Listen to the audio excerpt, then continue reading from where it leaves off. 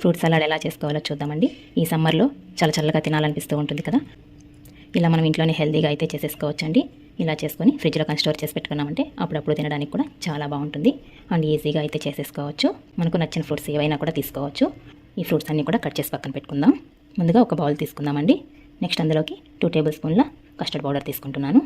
Next ఇందులోకి కొద్దిగా పాలు వేసుకొని ఉండలు లేకుండా కలిపి పక్కన పెట్టేసుకోవాలి. ఇదిగా స్టవ్ ఆన్ చేసుకొని గిన్నె పెట్టుకుంటున్నానండి. ఈ పాలంతా కూడా తెల్ల మరిగేంత వరకు మరిగించుకోవాలి. చూడండి, ఇలా అంతా కూడా తెల్ల మరుగుతున్నాయి కదా. నెక్స్ట్ ఇందులోకి 3 టేబుల్ స్పూన్ల షుగర్ వేసుకుంటున్నాను. ఇప్పుడు మనం కలిపి పెట్టుకున్న కస్టర్డ్ మిశ్రమాన్ని వేసుకొని ఇలా కంటిన్యూస్గా కలుపుతూ ఒక 2 మినిట్స్ అయితే ఉడికించుకోవాలండి. ఇలా ఉడికితే సరిపోతుంది. ఇప్పుడు స్టవ్ ఆఫ్ చేసుకొని ఈ కస్టర్డ్ మిశ్రమం అంతా కూడా చల్లారబెట్టేసుకోవాలి. నెక్స్ట్ మిక్సింగ్ బౌల్ ఒకటి తీసుకుందామండి. అందులోకి మనం కట్ చేసి పెట్టుకున్న ఫ్రూట్స్ అన్నీ కూడా వేసేసుకుందాం. నెక్స్ట్ ఇందులోకి మనం చల్లారబెట్టుకున్న కస్టర్డ్ మిశ్రమాన్ని అంతా కూడా వేసేసుకుందాం.